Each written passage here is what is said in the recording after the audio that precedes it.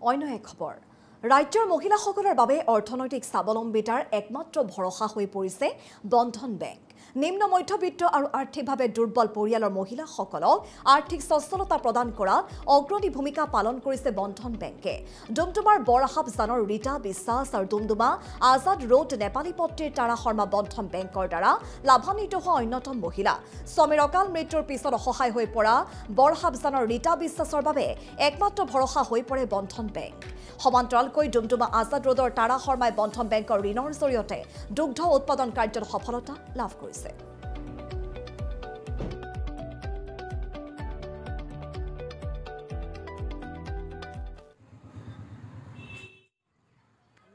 মই আজাদত নেপালী পট্টিৰ পৰা কৈছোঁ। মই মায়া গোটৰ সদস্য।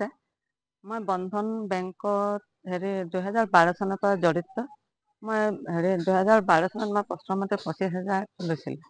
তাৰপৰা গাই এজনী ল'লোঁ। গাই এজনী লওঁতে 25,000টো গাই পোৱা নাযায়। তাত অলপ মই পইচা জমা কৰি পেলাই এজনী গাই কিনিলোঁ। গাই কিনাৰ পিছত লাহে লাহে মোৰ বৃদ্ধি হৈ গৈ থাকিলে। তাৰপিছত লাহে লাহে আকৌ মই বন্ধন বেংকৰ পৰা পইচা ল'লোঁ। লোৱাৰ পিছত মই এটা লাহে লাহে গাখীৰৰ উপাৰ্জন হৈ গ'ল। হৈ যোৱাৰ পিছত মই এটা ডায়েৰী খোলাৰ ইচ্ছা কৰিলোঁ। এতিয়া মোৰ ডায়েৰীৰ পৰা লাহে লাহে ইনকম হৈছে।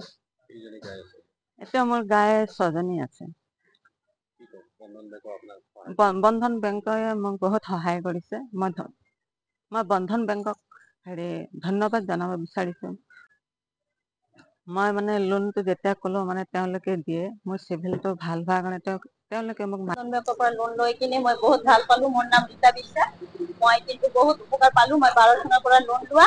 মই 12 চনৰ পৰা লোন লৈ মই বহুত উপাৰ্জন কৰিলোঁ। 12 চনৰ পৰা মই লোন লৈছিলোঁ, তেতিয়া 12,000 টকা পাইছিলোঁ। তেতিয়া মই দোকানেই বনাই লৈছিলোঁ। দোকান বনাই তাৰপিছত মই যেনে তেনে চলিছোঁ। চলাৰ পাছত তাৰপিছত লোন লৈ 20,000 পৰা 30,000, 30,000ৰ পাছত লৈ আছোঁ লৈ 40,000, 70,000, 80,000, 90,000, তাৰপিছত লাখ, 1.5 লাখ কৰি পাইছোঁ।